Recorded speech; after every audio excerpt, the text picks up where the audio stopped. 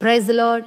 రోమపత్రిక 5వ అధ్యాయం 6వ వచనం. ఏలయనగా మనం ఇంకా బలహీనులమై ఉండగా క్రీస్తు యుక్త కాలమున భక్తిహీనుల కొరకు చనిపోయెను.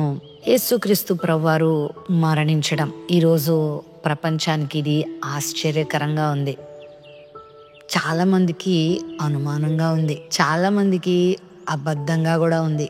యేసుక్రీస్తు ప్రభువారి యొక్క రాక, యేసు ప్రభు యొక్క జీవితం, యేసు ప్రభు చేసిన కార్యాలు, ఆయన మన కొరకు మరణించిన విధానం, తిరిగి లేచిన విధానం ఎవరు నమ్మినా నమ్మకపోయినా ఇది వాస్తవం, చరిత్రకు ఆధారం.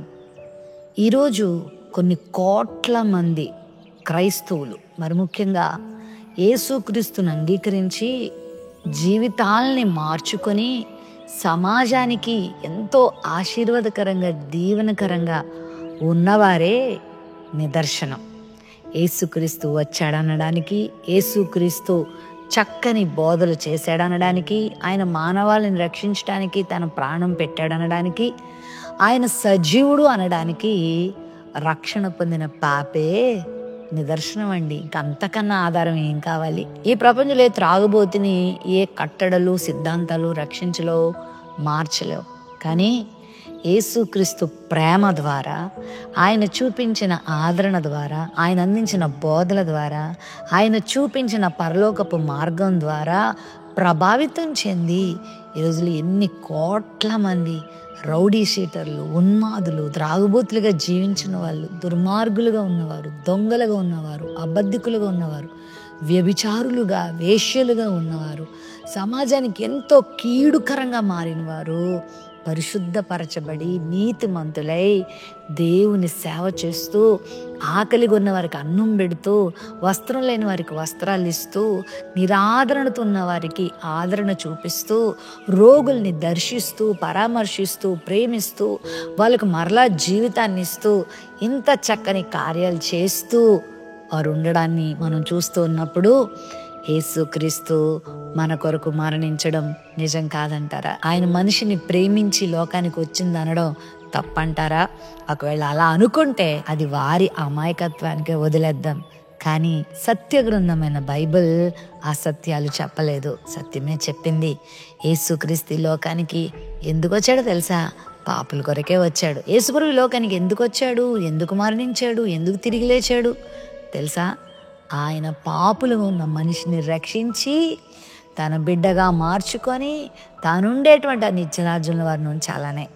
మనం బలహీనులమై ఉన్నప్పుడు, మనం పాపులమై ఉన్నప్పుడు, మనం శత్రువులమై ఉన్నప్పుడు వాస్తవానికి మనల్ని ఆయన ద్వేషించాలి, మనల్ని ఆయన విమర్శించాలి, వదిలిపెట్టాలి, దుర్మార్గంగా మన ఎడల ప్రవర్తించాలి. కానీ మనల్ని రక్షించటానికి ఆయన లోకానికి వచ్చాడు. ఎంత ప్రేమ!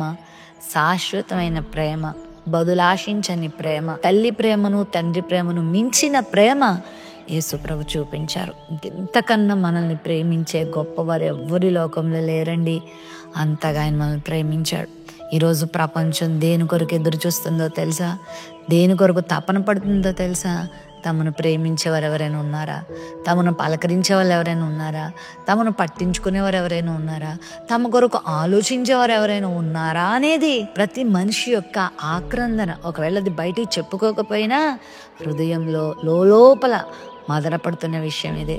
కొన్నిసార్లు కొంతమంది తల్లుల్ని కదిపితే, ఎందుకమ్మా కొడుకులు ఉన్నారు, ప్రేమగా పలకరించరు అంటారు. కొంతమంది భార్యలను కదిపితే, ఎందుకండి నా భర్త ఉండి నన్ను ఏనాడు భార్యగా గుర్తించలేదు అంటారు. కొన్నిసార్లు బంధువుల్ని కదిపితే, ఎందుకండి ఆ వ్యక్తి మాకు బంధువుగా ఉండి ఏం ప్రయోజనం అండి, ఏనాడు ఏ సహాయం చేయలేదు అంటూ ఉంటారు. అంటే ప్రతి మనిషి తమను ప్రేమించబడాలని, తాము ఇతరుల చేత ఆదరించబడాలని ఆశ వెలుబుచ్చుతారు. మరి ప్రపంచం ఆ ఆశను తీర్చేది కాదు. కానీ మనల్ని ప్రేమించటానికి, మనల్ని ఓదార్చడానికి, మనల్ని రక్షించడానికి, మనకు విలువనివ్వడానికి, మనల్ని అర్థం చేసుకోవడానికి, మన కన్నీరు తొడవడానికి తాను బలవాడు. తాను తను అప్పగించుకున్నాడు. మనల్ని పరిమళ వాసనగా చేయటానికి, మనల్ని విలువైన వారిగా మార్చడానికే ఆయన బలమైన భయంకరమైన శిక్షకు గురయ్యాడు. సిలువలో వ్రేలాడుతూ తన యొక్క ప్రేమను మనకు చూపించాడు. నీవు ఆయన బిడ్డగా మారి ఆయన రాజ్యం చేరాలనే నీకు ఈ లోకంలో బ్రతికినంత కాలం గొప్ప విలువనివ్వాలనే ఇంత త్యాగం చేశాడు. మన కొరకే చనిపోయాడు, నీ కొరకే చనిపోయాడు, నా కొరకే చనిపోయాడు. ఈ గుడ్ ఫ్రైడే సందర్భంగా ఆ శిలోమూర్తి యొక్క ప్రేమను గుర్తించి ఆ ప్రేమలో నీవు కూడా లీనమై ఆ ప్రేమమూర్తిని ఆరాధించు, ఆ ప్రేమమూర్తిని నీ జీవితంలో విశ్వసించు, ఆ ప్రేమమూర్తిని నీ జీవితంలో అనేకులకు చూపించు, ఈ ప్రేమను లోకానికి అందించు. అదే ప్రభు నిన్ను కోరుతుంది. క్రీస్తు ప్రభు చూపించిన ఈ ప్రేమను నిర్లక్ష్యం చేయకుండా ఇప్పుడే ఆయన ప్రభువుగా అంగీకరించి మీ జీవితాన్ని శాంతిమయం చేసుకోండి, ధన్యం చేసుకోండి, నిత్యరాజ్యానికి వారసులు కండి. ప్రేమ నమ్మకం లేని మా తండ్రి, మానవాళి రక్షణ కొరకు నీ ప్రాణము నర్పించిన మా దేవా, ఇంకా ఎంతమంది ప్రవ్వా అయ్యా నీ ప్రేమను గుర్తించకుండా ఉండిపోయారో వారికి కూడా నీ ప్రేమను తెలియచేసి అయ్యా నీ గొప్ప కరుణను వారికి కనుపరిచి వారి జీవితాలు కూడా ధన్యం చేయమని యేసు నామములో ప్రార్థిస్తున్నాం తండ్రి.